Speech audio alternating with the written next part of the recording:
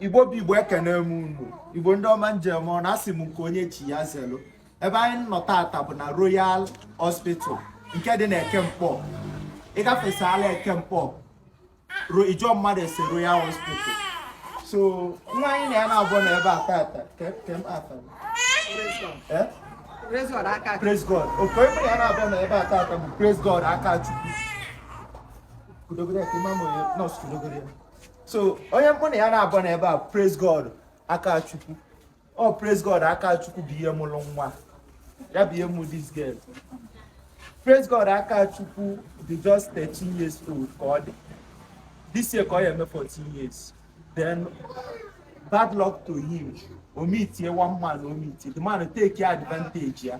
Maka na ọ nọchara ya. O nwere ihe ọ na-echeta. Ọ dị agụ ife. Nwata 13 years. Ka Emmanuel jekwuru. Okay. Ọ dị 13 years. He take advantage na ọmali ife. He take advantage na virgin ka ọ bụ. Irepuo ya na is virgin o ya. Etobia eme. Ọmụọ nwa. Elapịa n'ụlọ ọgwụ a since January. Na-egekwa ntị since January ịkpali isi ya. Ihe imele ya bụ na onwele ụsụ enwele ọnụ na onwele ihe ndị befa ya eme na mmadụ anọrọ na befa ọkwa nkali ka ọ bụ. Onye arụdio na-anụnwa ka ị na-esi anya wee ligolu wee tụbịa ime wee gbarapịa. Okay, now the problem dị ebe a bụ na this girl mụrụ nwa with operation. Kekwana ume o ji achị nwa. A girl of 13 years old. Irepu ya this virgin o ya. First experience onwe na sex. Etụbịa ime. Ịgbarapịa n'ụlọ ọgwụ since January. A na-akpọ ya na-ebuga na mmadụ anọrọ. Mmadụ nọkwa. Lozeus family anyị etinye gị aka.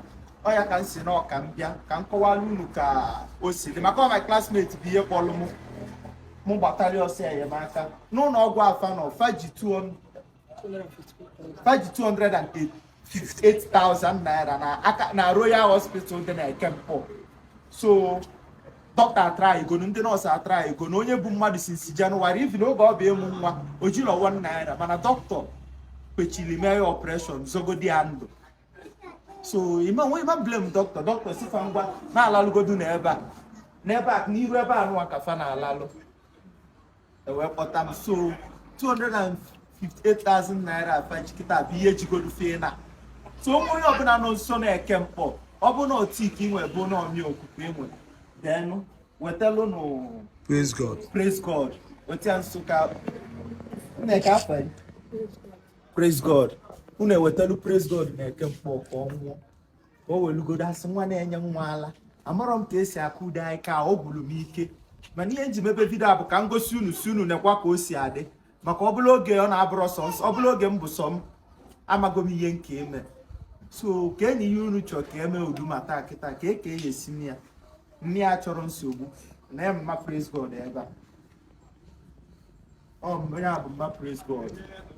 Ihe a na-agwa ya bụ real life story na m sikọlụ gị ka o si mee ihe ọzọ mmadụ na-akọzi bụ outside talk. So ị nọ dị Ekemkpọ inwe ike ịbịa assist Praise God. Praise God amala aka nri ọmala aka efe ya.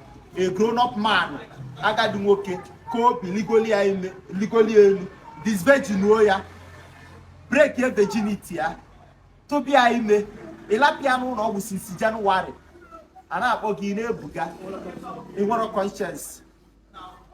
Ụbọchị ya bịa dịkasị na isendel for 1,000 naira ịgbagonu fokwu n'ike na mgbada anọrọ takọm mgbafu ebe ọsọ unu enwe ego osu enwere ọnụ osu ya emesịa nwa ọnụ by the time ndị fansi kwụsịrị ka o ya esedele gị. So onye makwa ya gwakwa ya na ihe o mere adịrọ mma and na anyị nwa ya abịakwa. So with little support nji from ego ndị telecom mmara na donate 50,000 naira mmemelu funu transfer 50,000 then ngwazi my fans onwe no so na Ekemkpọ anyị amazi ka esi mee ka nwa ekupụgodu nwa niile ọ na-alalụ. Ndị be anyị ekenekwa m ọkwụ n'aka ọ dị m n'ọnụ na amalịcha nwa amụrụ anyị ka isizi n'afịa Chimamanda. Okay, afịa bụ Chimamanda. So onye a bụ mma Chimamanda.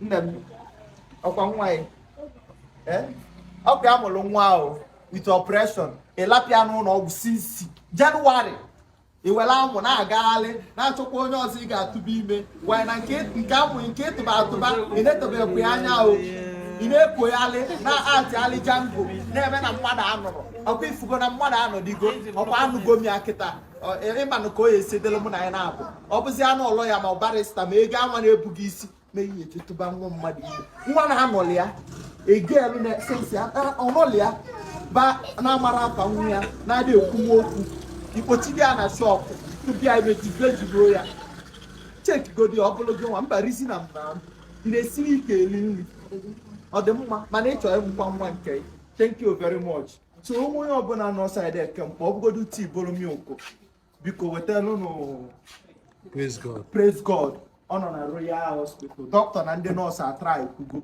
maka ọfanwa budo ya since Jenụwarị afọ ya ndị be anyị meris na eji mebe bido abụla ili nri na-achagodu farụ ọ ndị nọ n'ụlọ ọgwụ ka fa na-ayọlu nri na-eri azị nri ọnụ nke fanwa na onwe fagodu fiali arụ and otego fa kpọba m na foonu na-ede m nzichakwa ma ọ dị nsị na ọka m were anya m bịakwala onwe m krismas na onye mụrụ nwa ebe a ibi na ịnalị ya nwa kịta ọmarọ ihe m na-agwa ya bukoso na efe eyinye ya akwa oche ka eyinye nwa ya akwa oche hiti chọọ igbu ya so ọ bụrụ na ị nwee shua ụmụazị na-eyi sọsụ items ụmụazị pampas milk ya na-ede 1 2 3 maọbụ bedị nwa maọbụ mosquito net ihe a na-adị na maọbụ ihe a na-adị na nwunye nwa na-aga ije so nke ọbụla ị nwere iwetara ya na Royal Hospital dị na Eke Mkpọ bifo nke Sandra ma isi ụmụ oji na-agbadata then isi Mkpọ junction na-apụta ọ bụrụ bifo Sandra so ọ ya ka m si n'ọka ngwa unu then anyị mesizia na-ejezerucha ọnụ dị mmanụ ka mma ma unu isi n'ike elu ka ọ kọwa kenele anyị nke ọma maka na abịa na Lozeus family ebelieve m na enwere m up to 5,000 graduates anyị nwere barista nwee dọkịta nwee lọ anyị ama take law into our hand anyị eme ya usoro ka esi eme ya mana onye nna asụ ihe na ife unu chọọ ka m mee this man maka unu rapụ mụ akpọlụ ndị obodo banyelu just gwanụ m ka unu si chọọ ka o si dị nna m ya nna webịa nso